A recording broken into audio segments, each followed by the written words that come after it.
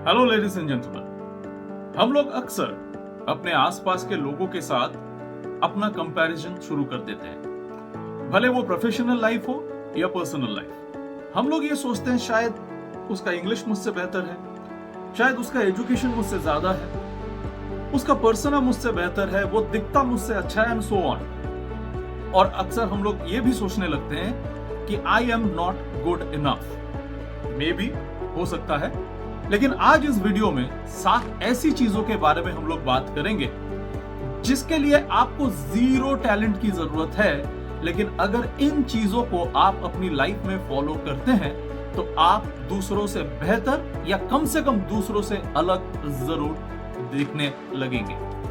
तो ऐसी वीडियोस अगर आप और चाहते हैं तो सबसे पहले तो मैं ये कहूंगा कि इस चैनल को सब्सक्राइब जरूर करें। So let's start. Number 1, being on time. आप जानते हैं कि एक बहुत कॉमन जोक है IST को लेकर, यानी इंडियन स्टैंडर्ड टाइम। कहते हैं कि Indian standard time IST is actually Indian stretchable time. यानी हम इंडियंस का आदत है कोई भी चीज वक्त पे नहीं करना, कहीं पे कोई कमिट किया इस टाइम पे पहुंचना है, वहां पे नहीं पहुंचना, कोई भी चीज टाइम पे कंप्लीट ना करना। हम लोग पंक्चुअल नहीं है। सो अगर आप अपने पर्सनल लाइफ में या प्रोफेशनल लाइफ में कमिटमेंट को फॉलो करके जो टाइम पे जो काम आपसे एक्सपेक्टेड है वो कंप्लीट करते हैं, कोई मीटिंग में अगर पर्टिकुलर टाइम पे पहुंचना है और आप टाइम पे पहुंचते हैं, तो आप अपने आसपास के लोगों से बेहतर और अलग जरूर दिखने लगेंगे। And it is completely in your hand. कोई भी चीज आपको हर बार बार लेट होने पे मजबूर नहीं कर सकता। अगर आपका इंटेंट है और आपने डिसीजन लिया है टू बी ऑन टाइम, तो आप जरूर टाइम को मेंटेन कर सकते हैं। Number 2, having high energy.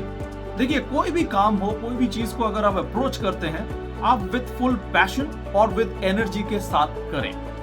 ऐसा नहीं कभी फील होना चाहिए कि आपको कहा गया है इसलिए आप कर रहे हैं, आपका खुद का कोई मन में इच्छा नहीं है। जो भी चीज आपको करना है उसके लिए पैशनेट होना बहुत जरूरी है कि आप वो काम मन से कर रहे हैं, किसी के सिर्फ कहने पे नहीं कर रहे हैं, करना है इसलिए नहीं कर रहे हैं, आप उस चीज को करना चाहते हैं with the best of your effort. जब इस सोच के साथ आप कोई भी काम करेंगे, आप विद फुल एनर्जी करेंगे। आपको देख के आसपास के लोगों में एनर्जी आनी चाहिए कि with full passion and energy इस काम पे आप कूद पड़े हैं। दैट इज द फीलिंग जो आपको शो नहीं करना है, आपके अंदर होनी चाहिए। Number 3, having a positive attitude. कहते हैं कि सक्सेसफुल लोग हर प्रॉब्लम का सॉल्यूशन ढूंढ के निकालते हैं और हर अनसक्सेसफुल लोगों को हर चीज में प्रॉब्लम दिखता है। तो आप ही सोच लीजिए आप क्या बनना चाहते हैं। तो जब भी आपके सामने कोई भी चीज काम हो या कोई भी सिचुएशन हो, उसको एक पॉजिटिव माइंडसेट के साथ देखें। अगर सामने प्रॉब्लम आता है तो इस तरीके से सोचे कि हाँ प्रॉब्लम है, लेकिन इसका सोल्यूशन भी मैं निकाल सकता हूं, तो let's give it a try, at least एक कोशिश तो करते हैं। और आसपास के लोगों को भी यही कहिए कि चलिए मुश्किल है लेकिन कोशिश करते, एक होकर एक साथ मिलकर, maybe we will be successful. तो कोई भी सिचुएशन हो, कोई भी प्रॉब्लम हो, पॉजिटिव माइंडसेट रखने में कोई स्पेशल टैलेंट की जरूरत नहीं होती। Number 4, having a good body language.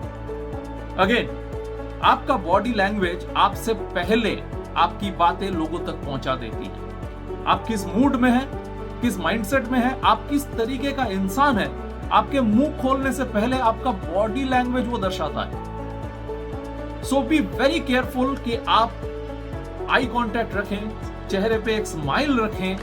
कोई भी सिचुएशन में आप ऐसे एक बॉडी लैंग्वेज शो करें कि आप सामने वाले की बात सुन रहे हैं, इंटरेस्टेड हैं और आप अपना बेस्ट देने के लिए तैयार हैं। ये सारी चीजें बॉडी लैंग्वेज से आप बता सकते हैं सामने वाले को। बॉडी लैंग्वेज के बारे में अगर आपको और जानकारी चाहिए और भी एजुकेशन चाहिए तो उसके लिए ट्रेनिंग्स हैं, कई सारे वीडियोस हैं। मुझे भी आप कमेंट सेक्शन में लिख सकते हैं अगर आपको उसके ऊपर अलग से एक वीडियो चाहिए।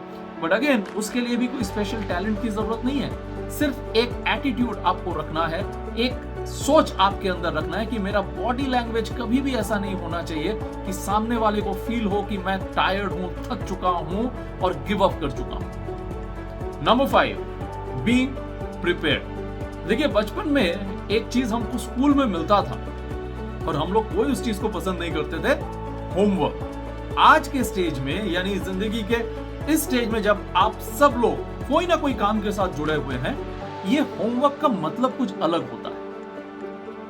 होमवर्क मतलब प्रिपरेशन। मे भी किसी चीज में आप बहुत एक्सपर्ट नहीं है, एक्सीलेंट नहीं है, लेकिन आप कुछ एफर्ट दे सकते हैं। मे भी उस चीज के बारे में स्टडी कर सकते हैं।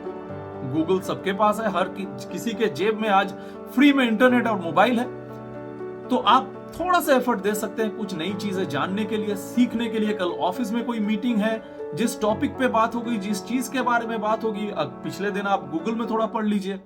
आप एक टीम लीडर हैं, एक कोई टीम रन करते हैं, may be in direct selling और मे बी इन ऑफिस। कल आपको किसी चीज में टीम को मोटिवेट करना है, कुछ चीजें आप एफर्ट देके तैयार कर सकते हैं। अगेन यूट्यूब वीडियोस, देन आपके पास गूगल में सर्च करना, मे बी किसी और से सलाह लेना, गाइडेंस लेना जो आपसे सीनियर है, जिनको आप बेहतर मानते हो, तो ये चीजें आप कर सकते हैं। You can be prepared before facing a situation, a team या फिर कोई काम। Then number 6, being coachable. चलिए, ये बात तो मान लिया, 10 लोगों के साथ कंपेयर करके अपने आप को आप ही ने जज कर लिया कि I am not good enough, या उसके जैसा मैं उतना अच्छा तो नहीं हूं, उसके जैसा स्मार्ट नहीं हूं, उसके जैसा पर्सोना नहीं है, उसके जैसी इंग्लिश नहीं है, फाइन। लेकिन ये एटीट्यूड जरूर रखें कि आप सीखने के लिए आए हैं यहां पे, या हर स्टेज में, हर जगह पे, हर किसी के सामने आप कोचेबल हो या सीखने के लिए तैयार हो।